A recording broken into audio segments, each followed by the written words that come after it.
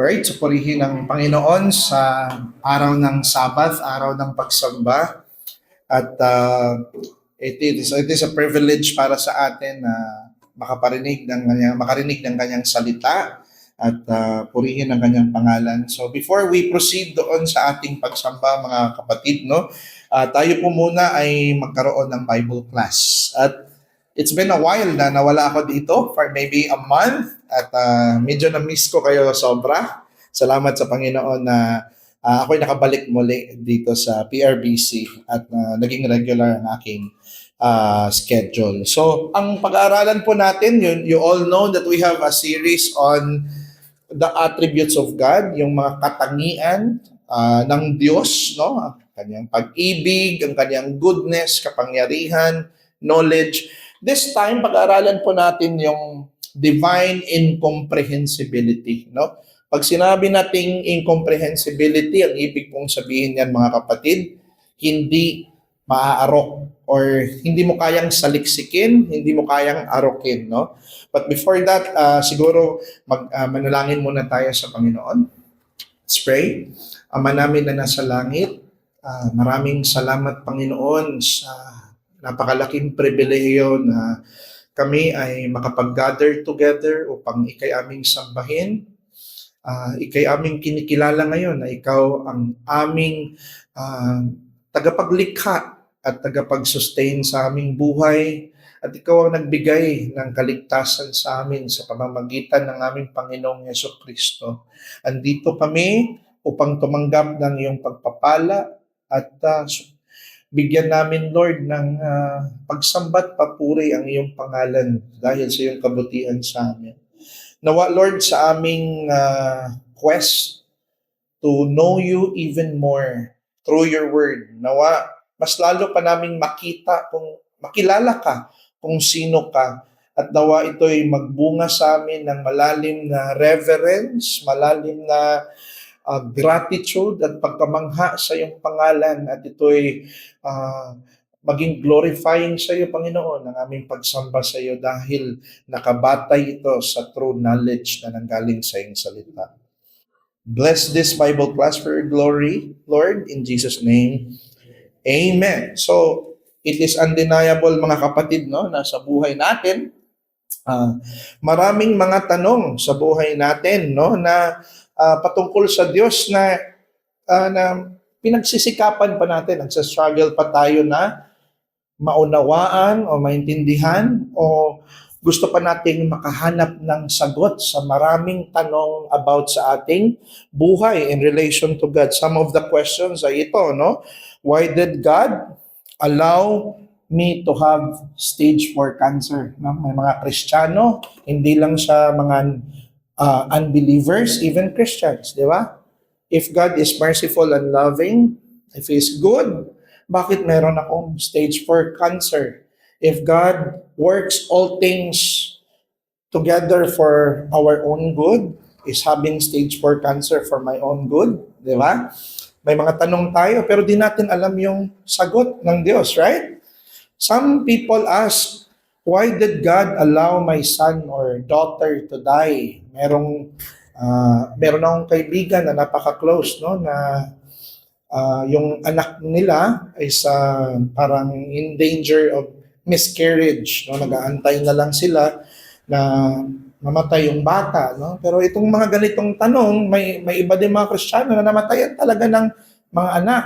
Nagkasakit at a very early age ang kanilang mga anak. May mga trahedya na dumating. Pero alam ba natin yung sagot na to? Kung bakit nangyayari na to? Di ba nagsastruggle tayo na hanapan ito ng kasagutan, especially comforting answer. Another question is, why did God allow my spouse to commit adultery and abandon me? Di ba? May mga ganon na we've been living in faithful relationship for a long time but suddenly things has changed. May ganitong trahedya na biglang dumating sa buhay namin. And then ang question is, ano kaya ang sagot dito? Bakit inalaw ito ng Diyos na mangyari sa buhay natin? Right? We don't know the answer, right? Kung bakit. Another question, Ito yung tanong sa akin ng kaibigan ko before, no? Why did God not decide to save every person in the world, no? Bakit may elect lang? Bakit may mga hinirang? And still, the answer to that question is we don't know fully, right? Hindi natin alam sa kabuuan kung ano yung sagot talaga sa tanong na yan. But there's a tough truth here, no? May katotohanan dito na sinasabi na lahat tayo, alam natin na ang mga bagay na ito mga unfortunate events na nangyayari, nagaganap ito ayon sa soberanong kalooban ng Diyos. So hindi ito nangyayari na hindi alam ng Diyos. Alam niya ito. It falls within His sovereign plan. And what's more, may layunin ang Diyos kung bakit nangyayari ito sa buhay ng bawat tao. No? Siguro wala doon sa mga difficult questions ang pinagdaanan mo ngayon. Maybe it's different and you still don't know the reason kung bakit inalaw yan ng Diyos, right? The thing is, ang bagay lang na alam natin, may control ang Diyos sa mga pangyayari. Ngunit ang sagot sa mga tanong na ito ay nananatiling lingid sa ating kaalaman, right? Isa ito sa mga pangyayari sa buhay natin na tanging ang mabuting Diyos lamang ang nakakaalam kung bakit nagaganap ang mga ito. Right? So, ano ba ang problema na nangyayari? Ang problem na nangyayari, mga kapatid, this is what the problem is. Kapag nagtatangka tayo na bigyan natin ng interpretasyon ang mga bagay na ito gamit ang ating limitadong pag-iisip, kadalasan, nauuwi tayo sa pagdududa sa Diyos, no? At sa pagtatanong sa Kanyang layunin. Kasi yung mga bagay na yon, lampas siya sa human comprehension, no? Tapos sinisikap mo, you are a finite being, yung may limitasyon lang yung pag-iisip mo, sinisikap mong interpretahin yung mga ganong mga bagay, so you end up with the wrong answer or wrong conclusion, no? You become doubtful of God, and worse, kinu-question mo ang Kanyang layunin. So sa mga ganong mga question sa buhay natin, yung mga trahedya, ano ba dapat yung proper response natin dyan, mga kapatid, no? Ang proper response natin, dahil hindi natin lubusang naunawaan ang Kanyang lihim na kalooban, okay? Kailangan nating magtiwala at humanap ng kaaliwan. Maghahanap tayo ng comfort sa Kanyang karakter. So yun, dun ka sasandal pag darating ka sa mga question sa buhay mo na hindi mo mahanapan ng sagot, no? Kung bakit nangyayari ito, dito tayo magtitiwala sa Kanyang persona, kung sino at kung ano ang Diyos. May mga masasakit na pangyayari sa buhay na hindi ko naunawaan, sasabihin mo sa sarili mo, kung bakit pinahintulutan ng Diyos na mangyari, ngunit kilala ko ang Diyos, no?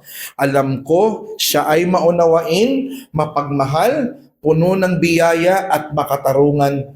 Dito tayo aangkla ng ating pag-asa sa Kanyang karakter. If you're being asked, lahat ba ng mga bata who died in infancy will go to heaven or hell? You can say, I don't know. But I know that God is gracious. I know that God is loving. I know that God is merciful. I know that God is just. So yun yung kaya nating sagutin. Kasi yun yung ni-reveal ng Panginoon sa atin. So, may dalawang will ang Diyos sa buhay natin. Okay? And this will, itong mga will na ito ay malinaw na sinabi sa Scripture. Pakikita natin sa Deuteronomy 29. Let's look at it first, no? Una, sinabi dito, take note of the word, yung underline word, no? The secret things. Do you see that? Ang mga sikretong bagay, the secret things belong to the Lord our God. But the things that are revealed, so there are things that are secret, right? But there are things also that are revealed. Meron din siyang clearly na ipinahayag ang Diyos, right?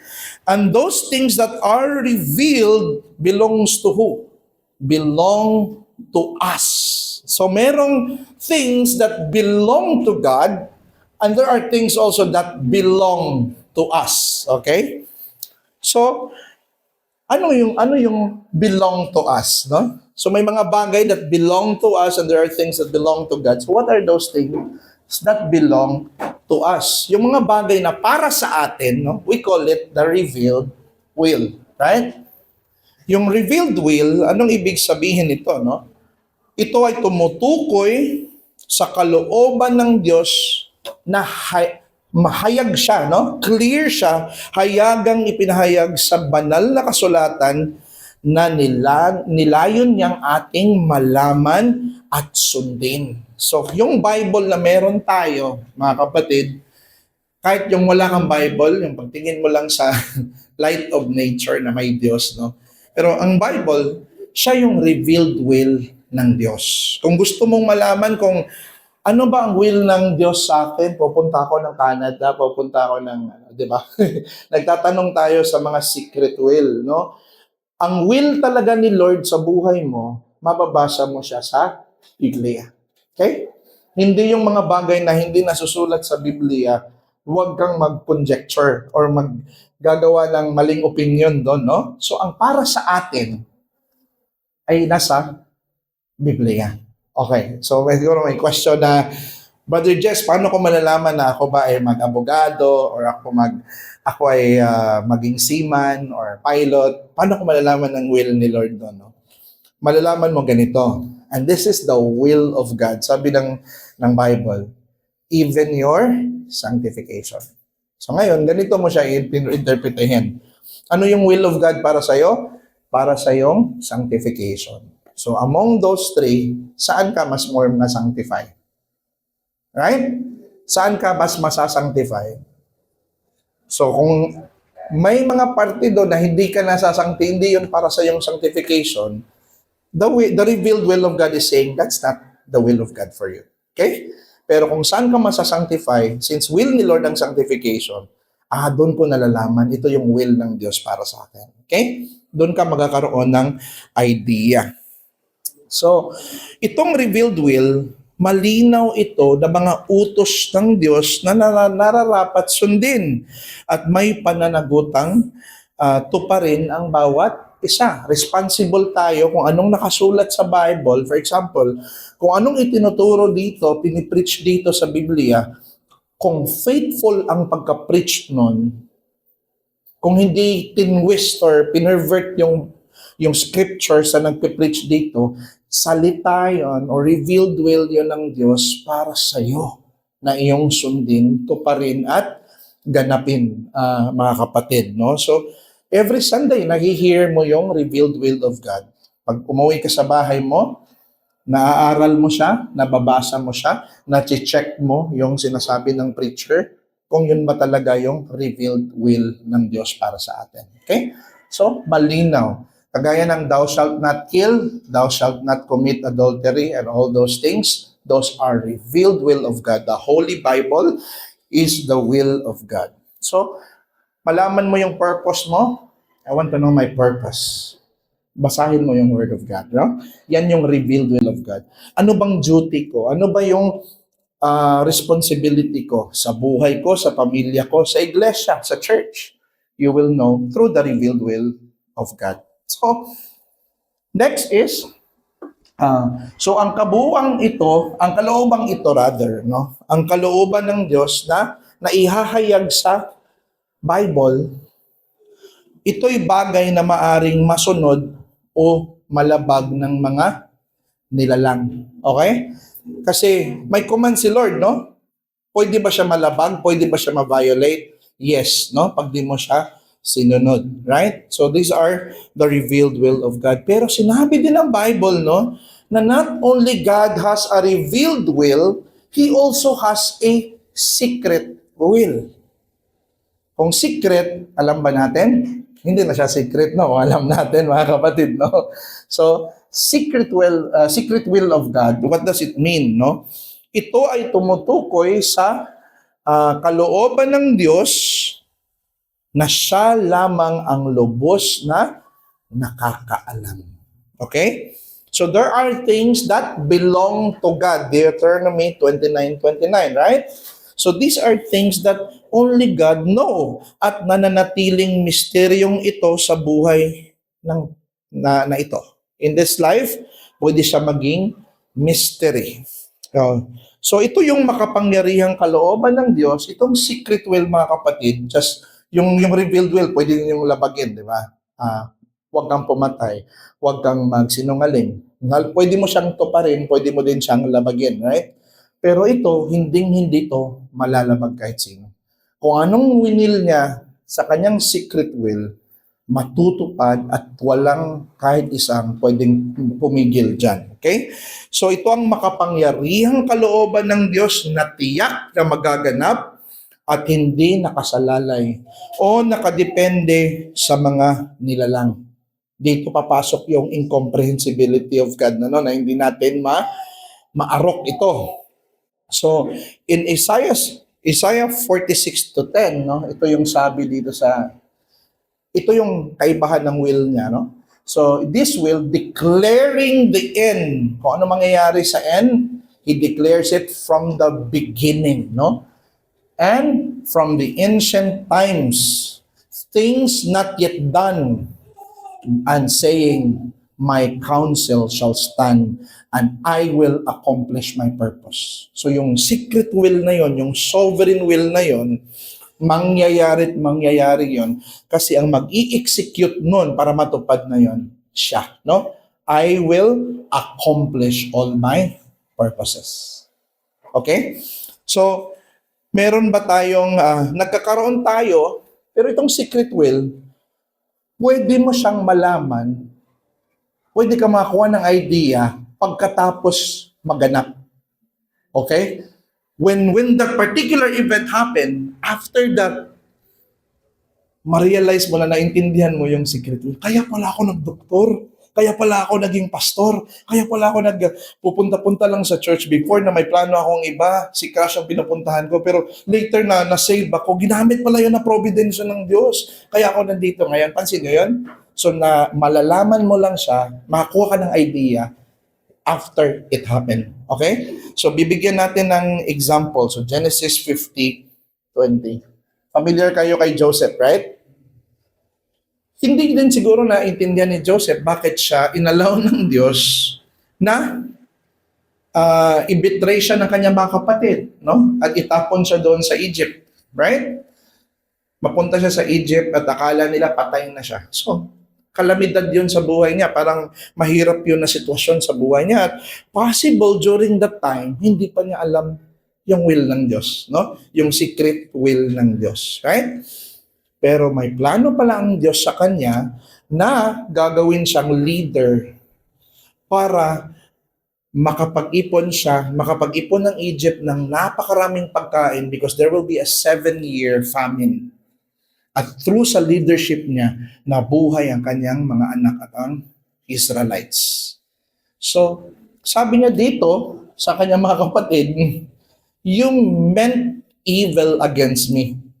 Kasi nagseselos kayo sa akin, Evil ang plan niyo sa akin. Pero sabi niya, but God meant it for good. So kahit pala may evil na dumating sa buhay niya, may secret will ang Diyos nun, At nalaman, na-discover niya kung ano yung magandang plano ng Diyos, hindi from the moment na nangyari yung event, but after nangyari yung event. Diba? Yan din ginawa ni Peter. Hindi namin hahayaan na ikaw ay dakpin at ipako sa cross, I'd rather die, than hayaan ka na mangyari yan. So, because he did not understand, right?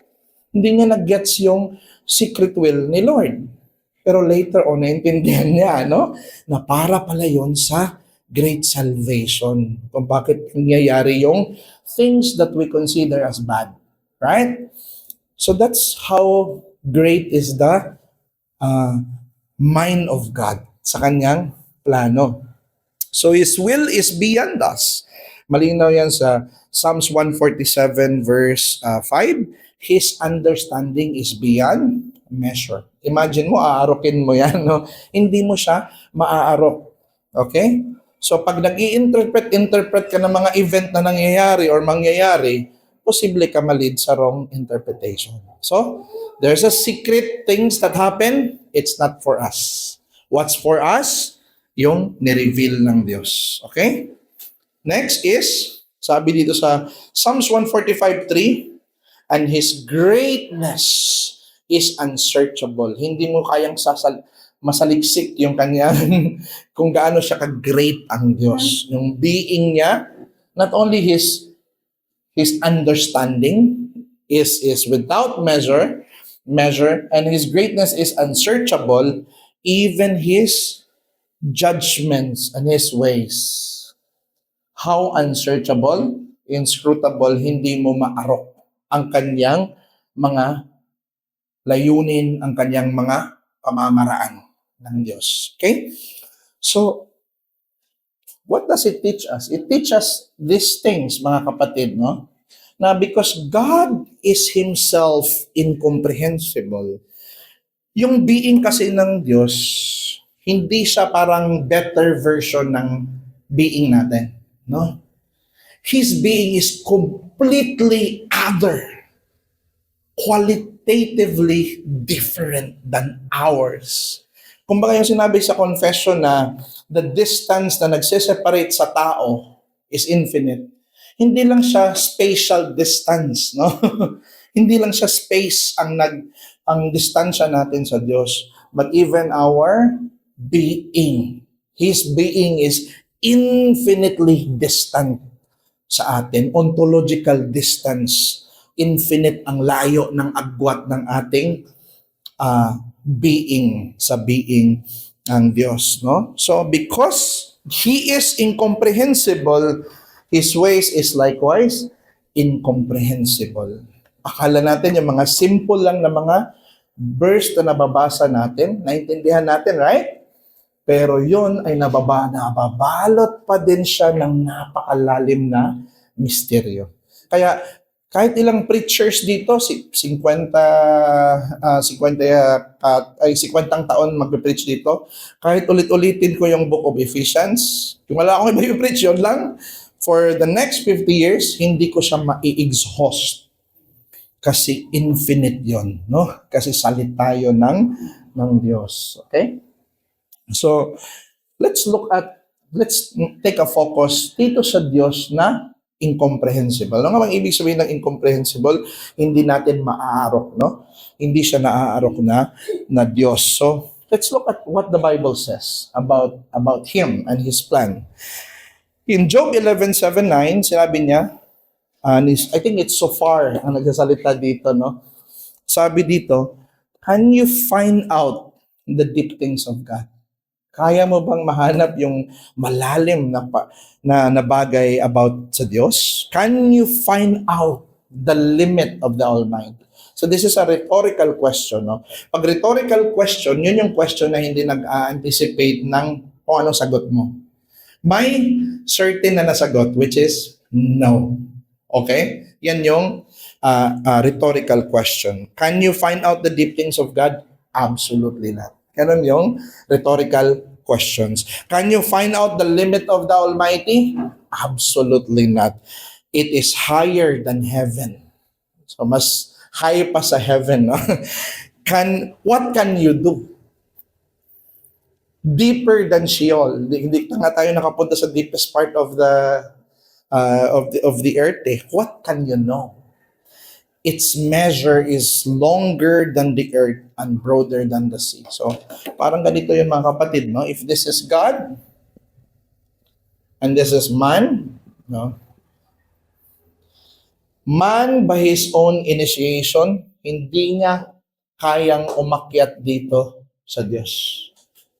Left on his own, it is an impossibility. Kasi, ang Diyos is incomprehensible, infinite. Okay? It's a false errand na magsusubok ang tao na maintindihan at arukin yung kadakilaan ng Diyos. Okay? That is what the Bible teaches about God. Siguro ang narinig ng ilan sa atin before yung God na narinig natin sa ibang mga evangelical that does not highlight the greatness of God. But in the Reformed Baptist, ito yung nakikita namin, no, sa Biblia. So bakit? Ano bang sabi dito pa further? Malinaw na itinuturo sa Biblia, mga kapatid, okay? Malinaw na itinuturo sa Biblia na ang lalim at ang taas ng kakanyahan. Ang tanong ba ako kay Pastor Romy at tinanong ko dito sa word na kakanyahan or being, kasi diwa lang yung alam ko. Mga kapatid, sabi niya, kakanyahan daw, no? Yung kanyang taas, lalim at taas ng kanyang kakanyahan at mga pamamaraan, or his ways, ay hindi kailanman masusukat, no? So in 1 Timothy, ganito yung sinabi dito. Ito yung sobrang na-amaze ako dito sa teksto na ito, mga kapatid. No? Look at the text. Anong sinabi? Ang Diyos lang daw, who alone has immortality. Yung mga angels, immortal din naman. Ang mga soul, immortal din naman. Tayo, Brother Jess, immortal din naman. Bakit alone? No? Because yung quality ng kanyang pagiging immortal is infinitely different and higher than creaturely immortalities. So meron siyang quality na specific lang talaga sa kanya, no? Di ba? The only invisible. Only invisible, mga angels, invisible, right? His quality, his ontology, his being is infinitely other, no, than ours. So, sabi dito, saan siya nagdwell? Who dwells in unapproachable light. Pag sinabi nating unapproachable light, mga kapatid, ang church father na si John Chrysostom clearly explains this, no? So I have to give credit to whom credit is due. Sa kanya yan eh, no? Sabi niya dito, this is what he says. However, he did not say, hindi daw sinabi ng Bible, who dwells in incomprehensible light. Hindi ganun pagkasabi ng Bible, right? But in unapproachable light. So, and this is much stronger than incomprehensible. Sabi niya, a thing is said to be incomprehensible when those who seek after it fail to comprehend, even after they have searched and sought to understand it. Parang ganito siya, mga kapatid. Binigyan ako ng mathematical problem. Isa-solve ko yan. Give me the formula. Sinasolve ko. After nang sinolve ko siya, ay di ko pala kaya. So that's incomprehensible, right? Sinubukan mo, you have the ability to try to do it. Sinubukan mo, pero di ko pala kayang maarok. But when we talk about unapproachable, mga kapatid, no, it is different. A thing is unapproachable, which from the start, from the very beginning, cannot be investigated, nor anyone come near to it. Parang araw, no? Gusto kong imbestigahan yung kanyang hot bowl. Pupunta ako doon. Di ba? Unapproachable. Ganon yung idea ng unapproachable, mga kapatid. You can only see the energeia, yung energy niya, yung appearance niya from afar, but you cannot come near to it because it is unapproachable. So, even pala yung mga anghel na sumasamba sa Diyos, hindi sila naka-come near to the essence or kakanyahan ng Diyos. Hindi sila kayang lumapit. Ang nandun sa langit, mga kapatid, is just His theophany, not His actual being, because there is a division. Merong chasm or may bangin, mga kapatid, na hindi kayang ipenetrate ng creature ang creator. Okay? Kaya that's why sa mga Reformed Baptist, sikat na sikat itong linyang tandaan nyo to, mga kapatid, ha? Okay. What does it say? Finitum non capax infinity. Anong ibig sabihin nun? The finite cannot penetrate the infinite. Okay? So, you see how great ang Diyos no, na sinasamba natin. And that's why He is incomprehensible. In Isaiah 55 verse 9, for as the heavens, okay? For as the heavens are higher than the earth, so are my ways higher than your ways and higher than your thoughts. In Psalms 139:6, such knowledge, no, is too wonderful for me. It is high. I cannot attain it, no? Hindi ko kaya kung arukin yung kalooban ng Diyos.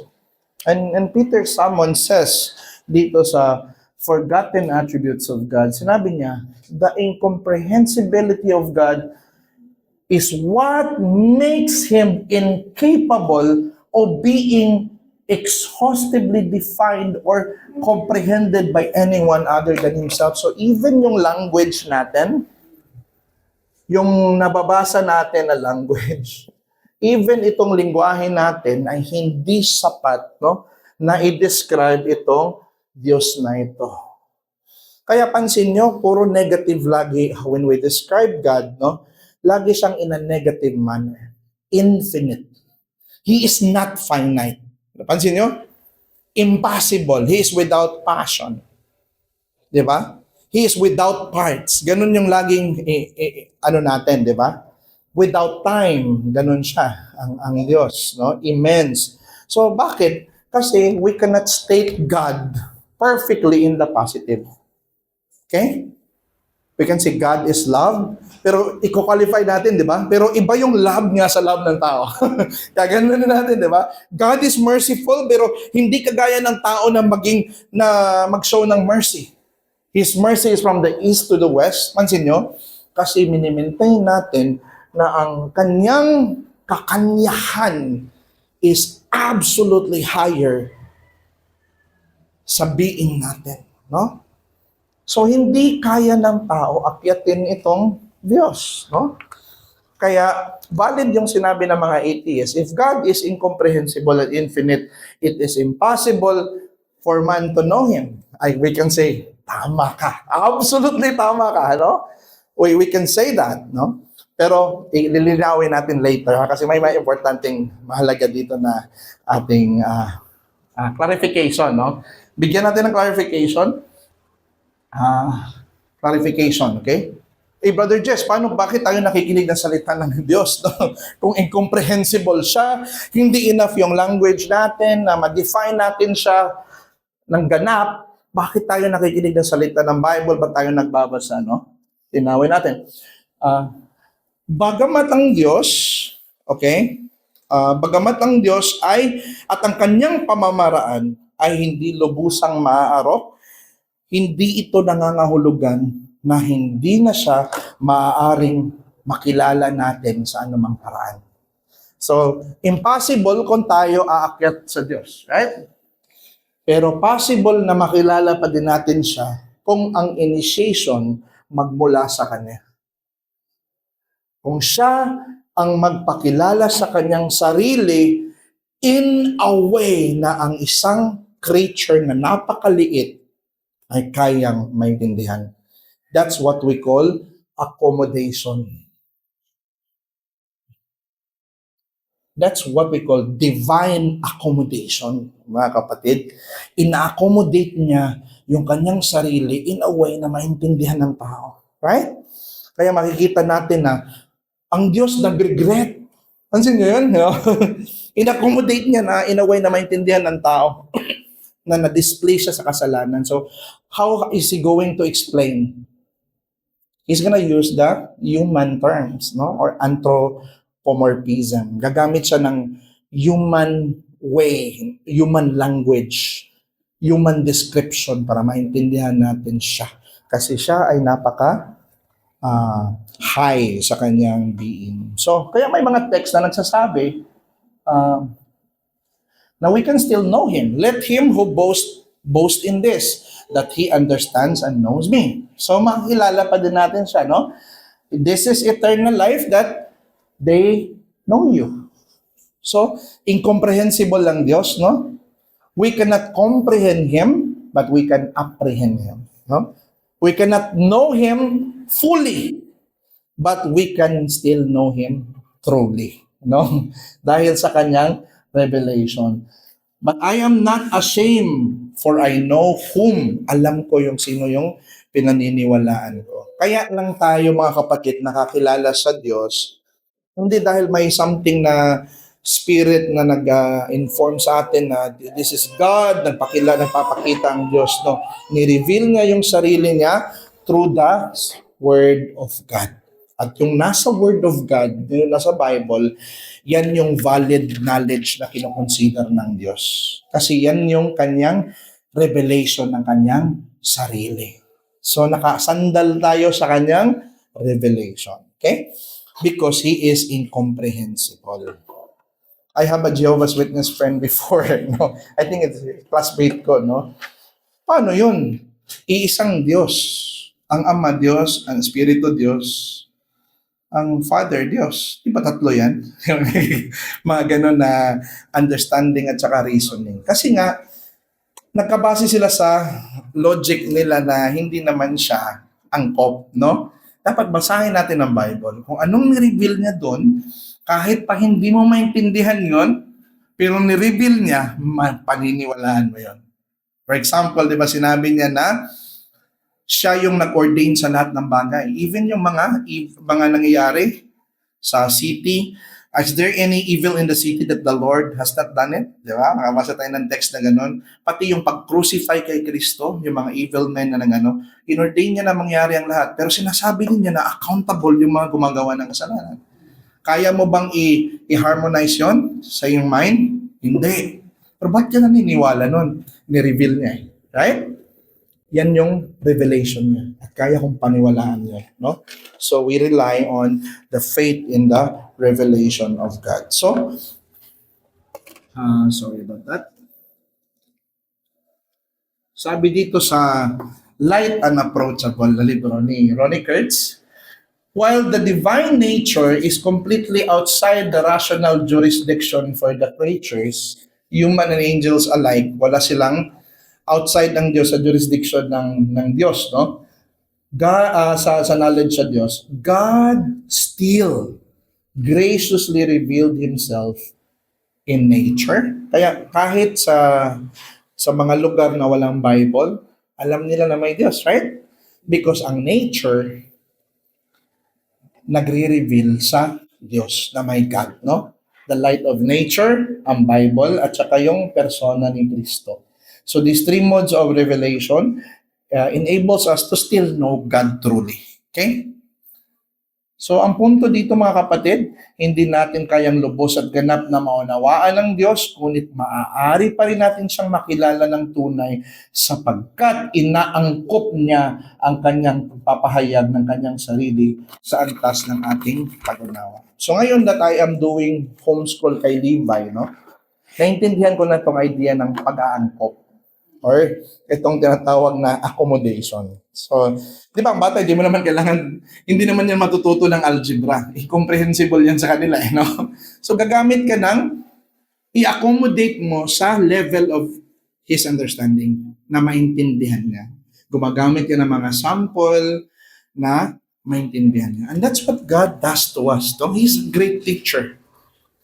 And a great teacher knows to accommodate His deep lessons para maintindihan ng kanyang mga estudyante. At tayong lahat ay kanyang estudyante, no? Nireveal niya itong katotohanan na ito sa atin. So ang comfort dito, ang mga bagay na alam natin sa Diyos na kanyang ipinahayag sa atin, gaya ng kanyang pag-ibig, habag, kabutihan, ay kailanman hindi natin maaarok ang lalim at lawak. No? Ang kadakilaan ng kanyang pag-ibig ay nababalot ng misteryo, ngunit ito ay inahayag sa atin ng malinaw na tayo'y kanyang mahal at ipinahiwatig niya ito sa pamamagitan ni Kristo na nag-alay sa kanyang buhay sa cross. So if God, ang love ni Lord, dinidemonstrate niya ito na maintindihan natin. Nagbigay siya ng greatest demonstration nito. At yun yung death ni Christ sa cross. Okay? Na mismo siya, no? ibinigay niya ang kanyang bugtong na anak. I've been asking myself, ano kayang greatest thing na pwedeng kayang ibigay ng tao sa another person? To sacrifice his own son.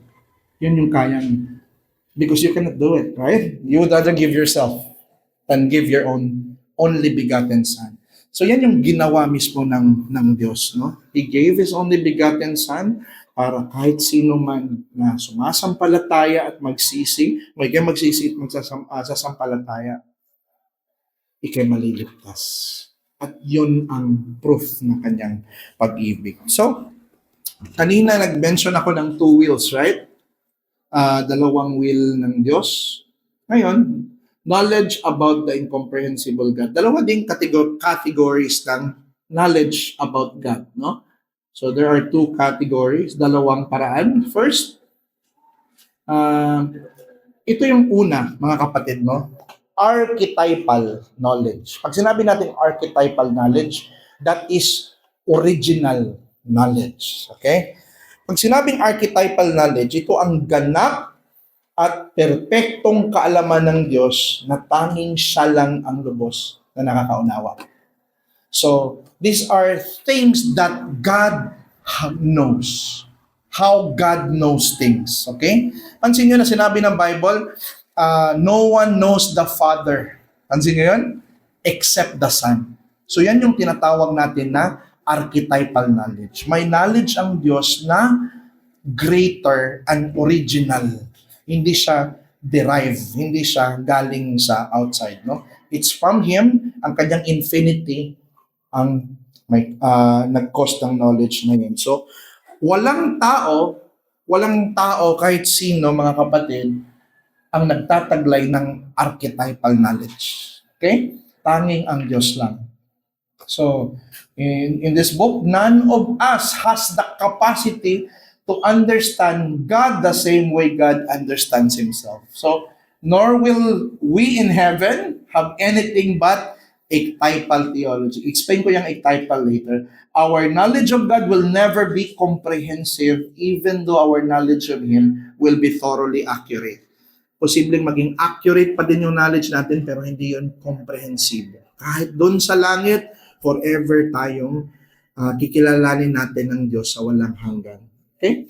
So on the next one, which is, I think this is the last one later. So by the way, no matter how pure your intentions, no matter how high your intellect, kahit sinong theologian ka pa, no matter how sincere your motives or rigorous your study habits, you will never attain to a God's eye view of theology. So wag nating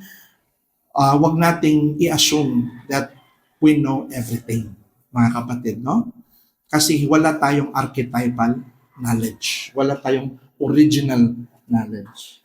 Baka lalabas to sa exam natin sa ating I hope na alala nyo. Next is archetypal knowledge, no? Ang word na archetypal, the word archetype is copy, okay? Or derive, no? So ito yung accommodated knowledge, mga kapatid. Yun yung knowledge about Him na inaccommodate niya in a way na maintindihan natin. Okay? So, ang tunay, ngunit may hangganang kaalaman, it's a true knowledge, okay? Pero limited, finite siya, tungkol sa Diyos na malayang ipinagkaloob at inangkop ng Diyos upang maunawaan ang mga nilikha, ang may hangganang pag-iisip. So, ang question dito, bagamat hindi ito perpektong kaalaman patungkol sa Diyos, ito ay lehitimo at totoong kaalaman. Okay? It doesn't have to be comprehensive for us to truly know. Okay? And that is our knowledge about the Bible. Kaya nag-aaral pa din tayo ngayon ng gospel. No? Kahit alam na natin yung gospel, nag-aaral pa din tayo. Kasi hindi pa natin naarok. At hindi natin maaarok magpakailanman. So, yan yung makikita natin, yung archetypal knowledge, yan yung sa light of nature. Pagtingin mo sa lahat ng creation, di ba maano mo na may Diyos talaga? Yan yung archetypal. Light of Scripture, yan yung Biblia na hawak natin na nagre-reveal ng kanyang, nagbibigay sa atin ng knowledge. So, point is, dahil may archetypal or accommodated knowledge tayo na pinagkaloob ng Diyos tayo ay nakakasiguro na nakikilala natin ang Diyos at ang kanyang layunin ayon sa Biblia. So masasagot na natin ang challenge ng atheist ngayon, no? If God is incomprehensible, you cannot know Him, we can say, no, we can still know Him because He revealed Himself and accommodate that knowledge in a way that we can understand. Okay? So yan po yung sagot. Kami, hindi namin kaya. Pero ang Diyos kaya niya na i-accommodate yung knowledge na maintindihan namin. Okay? At nasa Bible po yun. So, application, this is the last one. Ang divine incomprehensibility ay hindi excuse upang hindi na pag-aralan ng Biblia. Comprehensible naman si Lord, no? Hindi naman natin siya kayang arukin, no? Ba't pa kayo nagbibiblia, nag-aaral ng Biblia? Parang feel nyo naman maaarok nyo ang Diyos. Mali po yun, no? Kasi bagamat incomprehensible siya, may nireveal siya sa atin. May inaccommodate siya sa atin na kaalaman na kaya nating maintindihan. So dapat mag-encourage pa sa atin all the more. Possible siya na maintindihan ko yung incomprehensible God sa pag-aaral ko ng Scripture. Therefore, mag-family worship kami sa bahay, magbabasa ako sa private devotion ko para maintindihan ko siya in a way that He designs me to understand Him. Right? So that's how it works. Ang divine incomprehensibility ay umaakay sa atin sa higit na malalim na pagpipitagan at pagsamba. Yung deep reverence. Magkaroon ka, kasi alam mo yung knowledge mo about God, that God is love, God is holy, alam mo, hindi yun comprehensive. He is far holier and far greater is the greatness of His being that you know. No? So magtutulak siya sa iyo na maging reverence ka at desire na pag-aralan ng kanyang salita. Number 3, ang divine incomprehensibility ay nagbubunga ng malalim na pagpapakumbaba sa harapan ng Diyos. It brings you to humility. Kasi sometimes, no, nagagamit ang knowledge sa theology to assert superiority, ipahiya ang iba, pagpapakita ng dominance, na alam ko to, di nyo to alam, no? Kayo ay mga ganito, ganyan, no? Kahit mga tunay na Christian ginaganon, hindi siya dapat. Kasi the mere fact na alam mo na ang knowledge na meron ka, accommodated and type lang yun, at hindi mo kailan maarok siya, mas all the more ka maging humble, no? For what you have.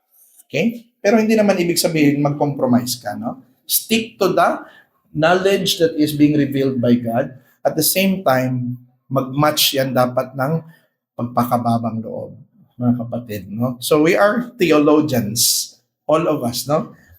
Ectypal theologians, mga kapatid. So conclusion to end this, ang divine incomprehensibility ay nagtuturo sa atin ng ating intelektual na paghahangad na makilala siya ay isang walang katapusang pagdiskubre at pagsasaliksik sa kanyang kadakilaan na siyang magbibigay sa atin ng walang hanggang kasiyahan. Siguro papansin niyo sa mga Reformed Baptist pastor, no? Graduate ka na ng seminarya, ilan ang natapos mong libro, ang dami na ng libraries mo, bakit ka pa din nag-aaral ngayon? Kasi kahit pa 1,000,000 libro ang mabasa natin, no? It's still an accommodated knowledge, no? Hindi mo siya maaarok, no? Forever tayong mag-aaral at kikilalanin siya. Kaya huwag kayong mapagod sa mga doctrinal na katuruan kasi revelation niya ito na inintend niya para sa atin. At dadalhin natin tong knowledge, we will still know Him even in the farther shore of eternity and forever. So that's the incomprehensibility of God, brothers and sisters.